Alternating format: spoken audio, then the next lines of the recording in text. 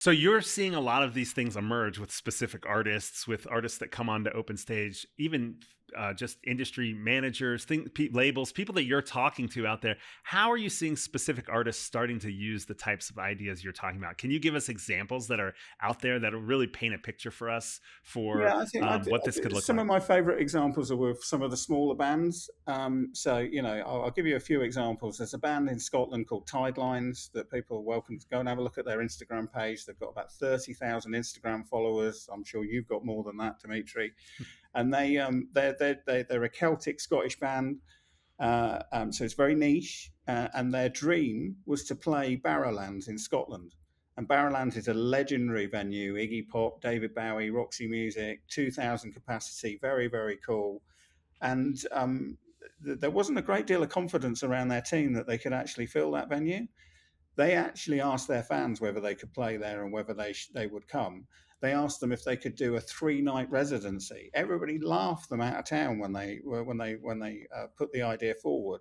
But not only did their fans tell them that they wanted it, they sold 6,000 tickets. They did 3 sold out nights at the Barrowland.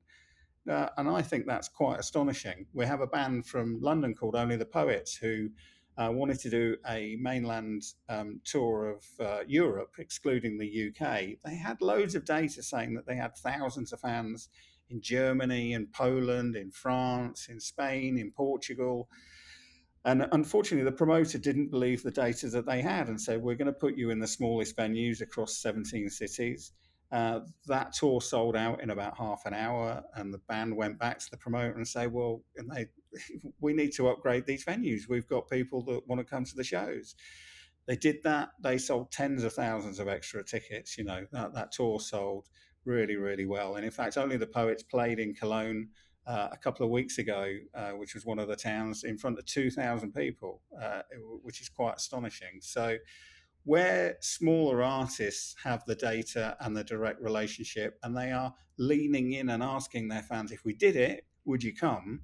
You can see that it's working. And then you can go right to the top end. We did some astonishing things with Lana Del Rey around her Boston show, where she pretty much handpicked the fans that went to that show.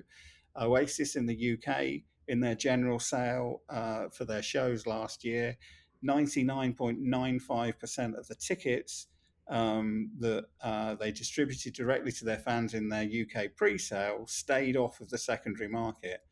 And we're enormously proud of that, because that is an understanding of your fans and putting your fans first.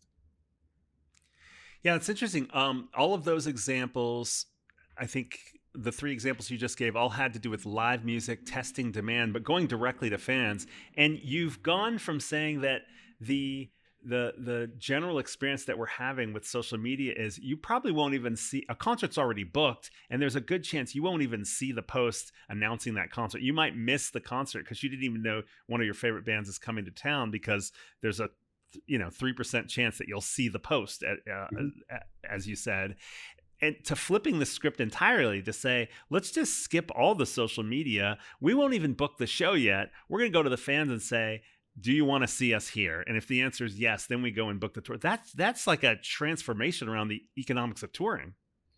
It absolutely is the kind of touring intelligence we can get now. Artists can do independently run their pre-sales through Openstage. They can set it up. They can set up the design. They can set up the flow. They can decide what data is collected, and that they own and control that data going forward. And I'm under NDA, but there's a fantastic example of an international artist who I can't name, unfortunately, where she did a tour. She did a pre-sale with us, and before the tickets have even gone on sale, they had the confidence in the data that they collected that they could do second and third nights. They could play in regions that they weren't sure of. They could withdraw dates that they knew were now not going to work.